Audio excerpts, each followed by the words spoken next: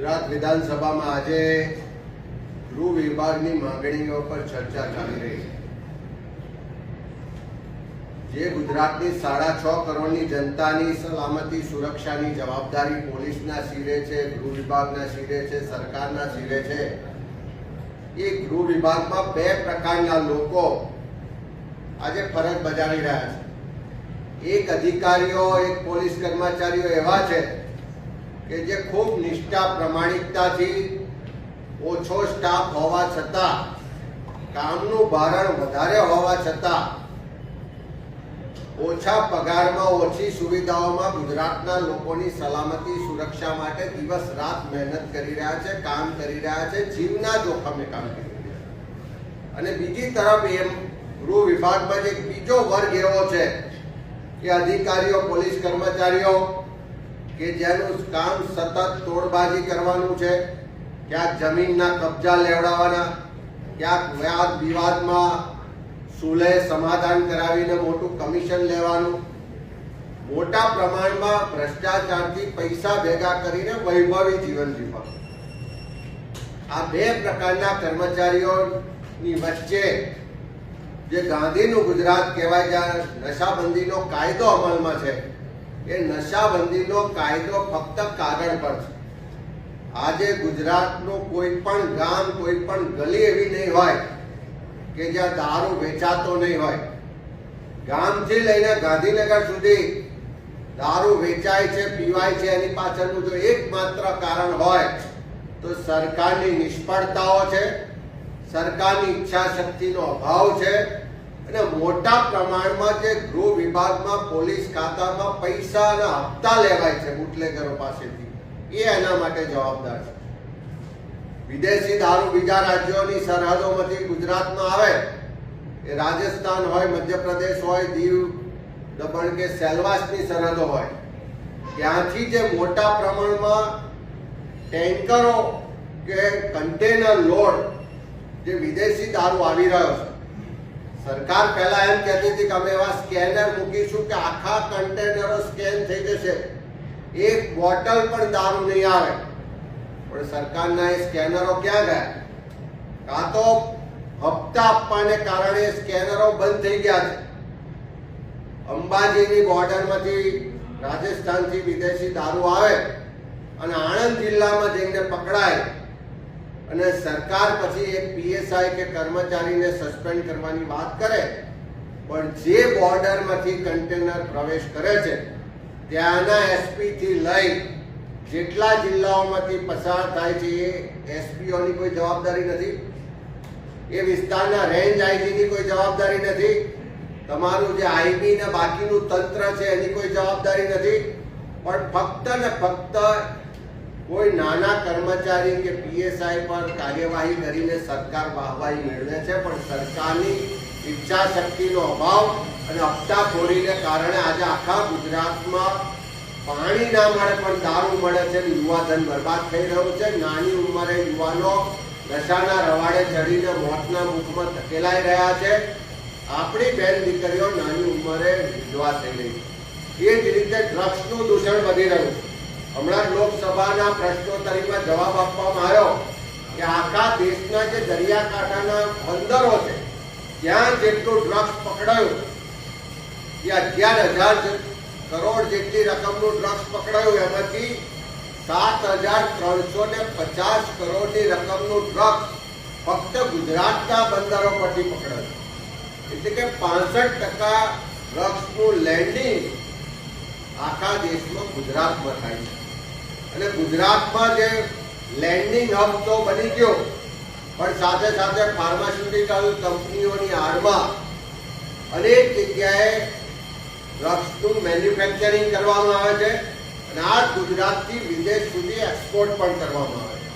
ભજીયાની લારી હોય, ચાની દુકાન હોય કે પાનનો ગલ્લો હોય, ત્યાં ડ્રગ્સ મળે એવી સ્થિતિનું નિર્માણ થયું અને એની પાછળ પણ સરકારની નિષ્ફળતાઓ અને સરકારની હપ્તાખોરીની નીતિ જવાબદાર છે। એક બાજુ ગૃહમંત્રી જાહેરમાં શેકી મારે કે વરઘોડા તો નીકળશે, કોઈ ચમરબંધીને પણ છોડવામાં નહીં આવે, પણ નાના ટપોરીઓ કે ગલીના ગુંડાઓના વરઘોડા કાઢી અને સરકાર પોતાની વાહવાહી કરે છે, પણ આટલા દિવસમાં એક પણ ડ્રગ્સ માફિયાનો, ડ્રગ્સ પેડલરનો વરઘોડો કાઢ્યો ખરો? આટલા દિવસમાં એક પણ ભૂ માફિયાનો વરઘોડો નીકળ્યો ખરો? એક પણ ખનન માફિયાનો વરઘોડો નીકળ્યો ખરો? એક પણ મેડિકલ માફિયાનો વરઘોડો નીકળ્યો ખરો? એક પણ એકના ડબલ કરવા વાળા જે લોકો છે એવાનો વરઘોડો નીકળ્યો ખરો? એક પણ ભાજપના મળતિયા, બળાત્કારી કે ગુનેગારનો વરઘોડો નીકળ્યો ખરો? તો ખાલી વરઘોડા કાઢવાની વાતો કરે છે. આજે ગૃહમાં મેં માંગણી કરી છે. એક બાજુ ગૃહમંત્રી કહે છે કે વરઘોડા તો નીકળશે, બીજી બાજુ હોમ ડિપાર્ટમેન્ટ એમ કહે છે કે વરઘોડા અમે કાઢતા નથી, કાયદામાં એવી કોઈ જોગવાઈ નથી, એ નિયમો વિરુદ્ધ છે, અમે તો ખાલી બનાવ બને, ઘટના બને તો એનું રિકન્સ્ટ્રક્શન કરીએ. અમે સરકાર પાસે માંગણી કરી છે કે ગૃહમંત્રી સાચા છે કે રાજ્યના પોલીસ મહાનિરીક્ષક સાચા છે? અને વરઘોડા તમે અમરેલીમાં ભાજપની આંતરિક લડાઈમાં એમનો જે લેટર કાંડની ગેંગવોર થઈ, એમાં એક માસૂમ દીકરી ભોગ બની, એનો વરઘોડો કાઢ્યો, એને પટ્ટા માર્યા, તો આટલા સમય થવા છતાં એ લેટર એફએસએલમાં મોકલ્યો છે તેનો રિપોર્ટ કેમ જાહેર નથી થતો?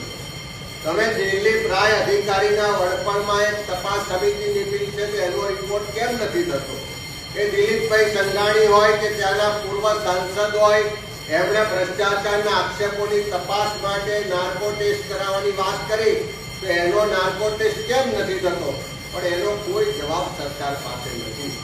હમણાં જ નામદાર હાઈકોર્ટે ઇન્ટરવ્યુ કરીને હોમ ડિપાર્ટમેન્ટે સૂચના કરવી પડી કે સરકાર અને પોલીસ વિભાગ કોઈ પણ જમીનનો વિવાદ હોય, કોઈ પણ મિલકતનો વિવાદ હોય તો સમાધાન માટે નથી, માળવાડી કરવા માટે નથી, એમાં કમિશન લેવા માટે પોલીસ નથી.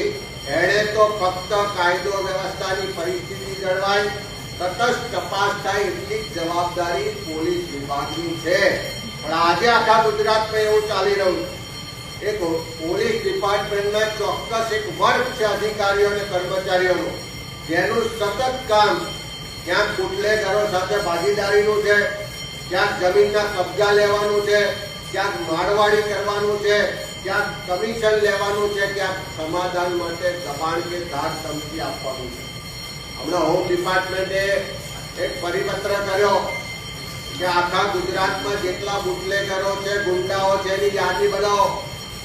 30 વર્ષના શાસન પછી આ ભારતીય જનતા પાર્ટીની સરકાર હવે લોકોને કહે છે કે તમારી આજુબાજુ ગુંડાઓ હોય, બુટલેગરો હોય તેની યાદી અમને આપો.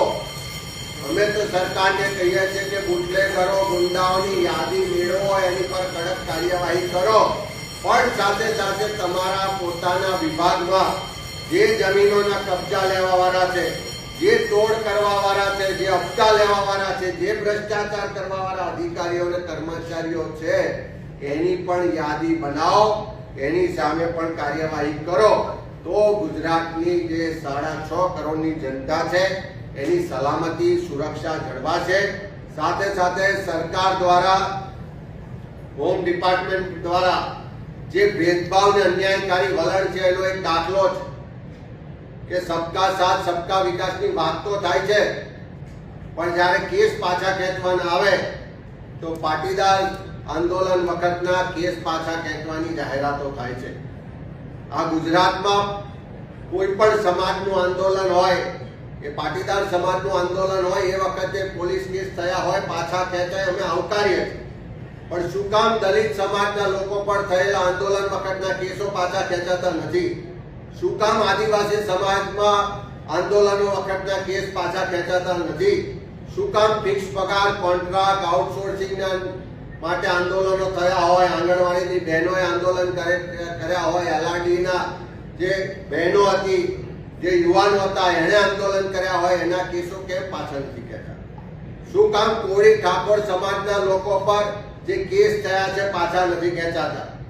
આવા ગુજરાતના ક્ષત્રિય સમાજ હોય, કોળી ઠાકોર સમાજ હોય, દલિત સમાજ હોય, લઘુમતી સમાજ હોય કે બીજા સમાજો હોય, આના વખતના આંદોલનના કેસો શું કામ નથી ખેંચતા?